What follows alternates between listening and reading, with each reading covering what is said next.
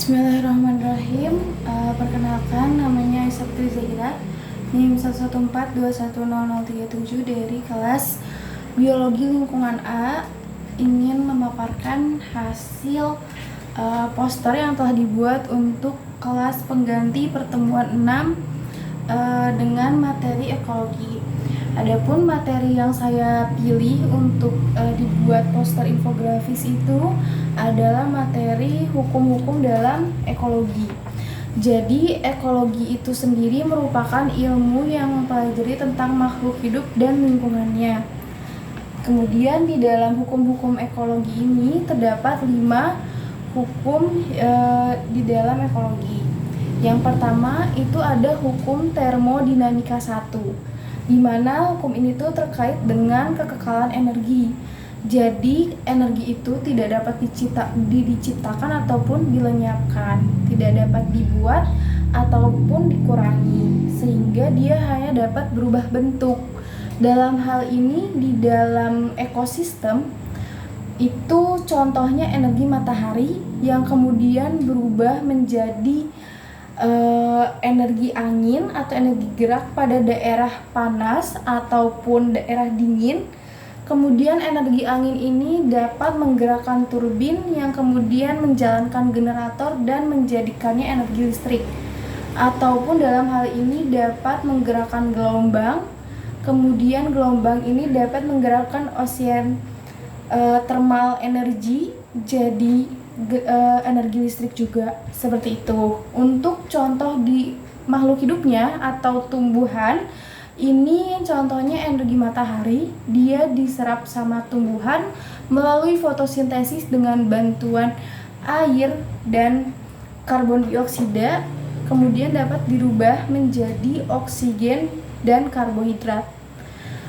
Selain itu terdapat hukum termodinamika 2, di mana setiap pemakaian sesuatu itu tidak dapat tercapai efisiensi 100%. Jadi tetap ada residunya, yang akan tetapi entropi itu akan meningkat apabila proses mendekati keseimbangan, sehingga apabila entropinya mendekati 100%, keadaan itu tuh dapat dikatakan seimbang. Seperti itu. Selain itu, entropi ini akan meningkat dan mendekati keseimbangan sehingga nanti sistemnya tuh akan terjadi secara spontan. Selain hukum termodinamika 1 dan hukum termodinamika 2, terdapat pula hukum keseimbangan, di mana keadaan spesies dalam suatu ekosistem tuh seimbang. Akan tetapi ada beberapa faktor yang membuatnya menjadi tidak seimbang, dikarenakan habitatnya yang berubah. Karena dalam keseimbangan ini ada hubungan antara mangsa dan predator, di mana dalam suatu populasi pasti ada yang namanya rantai makanan. Rantai makanan ini terdapat produsen, konsumen yang meliputi konsumen 1, konsumen 2, dan konsumen 3, bahkan hingga ada konsumen 4. Nah, rantai makanan ini konsumen 1, konsumen 2, konsumen 3 tadi ada yang namanya mangsa dan predator. Adapun dalam rantai makanan ini yang paling bawah itu produsen disebut tropik 1. Kemudian konsumen 1 ini disebut tropik 2. Dan konsumen 2 ini disebut tropik 3 dan konsumen 3 disebut tropik 4. Rantai makanan ini apabila terdapat lebih dari 3 rantai makanan dalam suatu populasi itu disebut jaring-jaring makanan, di mana jaring-jaring makanan itu tuh suatu bentuk di mana suatu konsumen pada salah satu dari 3 rantai makanan menjadi konsumen pula pada rantai makanan yang lainnya, sehingga dia bisa jadi konsumen di satu rantai makanan dan bisa jadi mangsa di rantai makanan lainnya. Nah, hal itu yang disebut jaring-jaring makanan. Tetapi balik lagi ke yang tadi, kepunahan suatu spesies dalam suatu habitat bukan dikarenakan hubungan mangsa predator yang menyebabkan kepunahan suatu spesies, akan tetapi keadaan habitatnya atau ekosistemnya yang berubah, yang menyebabkan spesies tersebut tidak dapat bertahan hidup lagi atau beradaptasi pada habitatnya, sehingga menyebabkan kepunahan. Dan biasanya perubahan keadaan habitat itu dikarenakan oleh aktivitas-aktivitas manusia yang menyebabkan habitatnya berubah dan spesies menjadi punah, seperti itu. Selain itu, dalam hukum keseimbangan juga, untuk mencapai suatu ekosistem itu awalnya ada dari individu. Individu membentuk populasi, populasi membentuk komunitas, dan beberapa komunitas membentuk ekosistem, kemudian bioma dan biosfer atau bumi kita ini. Selain itu, terdapat hukum minimum dari Liebig. Jadi hukum minimum ini dikemukakan oleh Profesor Van Liebig yang merupakan ahli agronomi di Eropa.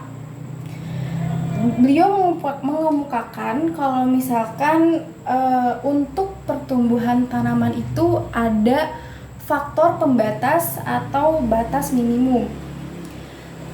Dalam hal ini contohnya kadar boron pada tanah. Jadi sebenarnya hukum minimum Liebig ini tuh untuk pengujian suatu tanah untuk perkebunan atau penanaman tumbuhan. Contohnya kadar boron. Kadar boron itu tuh di dalam tanah tuh kalau sedikit itu baik, tapi kalau udah melewati faktor pembatas atau batas kritisnya menjadi berlebihan itu tidak baik. Karena kalau misalkan dia sedikit itu dapat membunuh hama, tapi apabila dia udah melewati batas kritis menjadi berlebihan itu akan jadi racun bagi tumbuhan, sehingga akan membatasi tumbuhan tersebut untuk tumbuh secara optimal. Beliau ini mengemukakan hukum minimum Liebig ini tuh di tahun 1803 sampai 1873, sehingga beliau dijuluki sebagai Bapak Uji Tanah. Hukum ini dideklarasikan pada tahun 1840 yang menyatakan bahwa jika ketersediaan satu unsur hara berada di bawah nilai batas kritis, maka unsur hara tersebut dapat menjadi faktor pembatas pertumbuhan tanaman. Sehingga ini digambarkan dalam bentuk tong yang sangat mensimbolkan hukum minimum Liebig ini. Contohnya dalam tong ini terdapat bisa dilihat perbedaan ketinggian dari setiap kayu-kayunya. Ini menandakan unsur-unsur hara yang dibutuhkan dalam suatu tanah. Nah, apabila dia memenuhi batas kritisnya, tumbuhan tersebut akan tumbuh secara optimal. Akan tetapi, apabila tidak memenuhi batas kritisnya, tong ini akan bocor sedikit demi sedikit sehingga kurang optimal dalam pertumbuhan tanaman. Seperti itu. Jadi digambarkan dalam hukum minimum Liebig ini adalah dengan tong berisi air gitu. Nah, apabila faktor-faktor pembatasnya sudah terpenuhi, maka dia pertumbuhan tanamannya akan tumbuh secara optimal, seperti itu.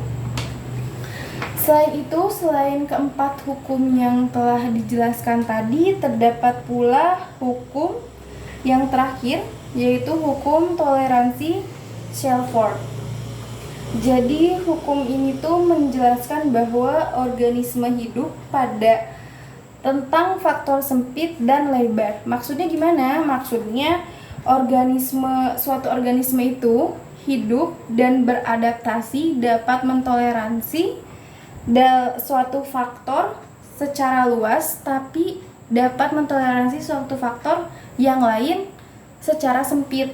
Gimana maksudnya? Contohnya tuh Misal ada suatu organisme yang dia bisa mentoleransi suhu dalam rentang yang luas, mau dia suhunya rendah ataupun dia suhunya tinggi, dia dapat mentoleransi.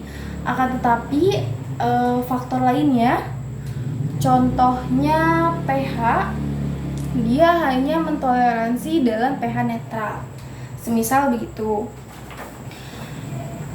Selain itu, terdapat pula organisme muda lebih rentan daripada yang lebih tua atau berumur. Maksudnya gimana? Karena kan habitatnya ini sudah banyak mengalami perubahan, sehingga organisme yang lebih tua itu sudah bisa mentoleransi keadaan habitatnya. Akan tetapi organisme yang lebih muda itu rentan karena dia belum tentu dapat mentoleransi perubahan yang terdapat pada habitatnya. Selain itu, tiap-tiap faktor lingkungan bekerja sinergis, dapat sebagai faktor pembatas, faktor pengatur, maupun sebagai indikator. Maksudnya gimana? Karena kan kita berbicara tentang ekosistem atau ekologi, sehingga faktor-faktor lingkungan antara satu dengan yang lainnya itu pasti berhubungan dan saling sinergis, di mana ada yang dapat jadi faktor pembatas. Contohnya kayak yang tumbuhan tadi, unsur-unsur hara ini menjadi faktor pembatas.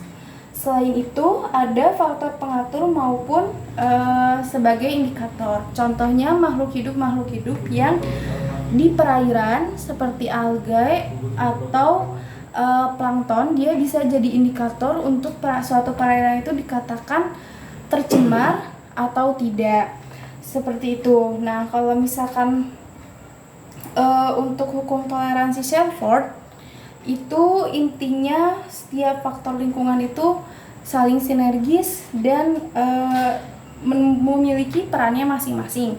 Ada yang faktor pembatas, faktor pengatur, ada pula yang jadi indikator, di mana organismenya itu terhadap faktor-faktor yang ada di lingkungan itu memiliki toleransi yang sempit dan luas tergantung faktor pada lingkungannya. Nah, ini ada referensi yang saya ambil dari jurnal Teknologi Uji Tanah Penyusunan Rekomendasi Pemupukan Berimbang Tanaman Padi Sawah yang mengangkat lebih detail tentang hukum minimum bibit. Mungkin cukup sekian yang dapat saya sampaikan. Kurang lebihnya mohon maaf. Wassalamualaikum warahmatullahi wabarakatuh.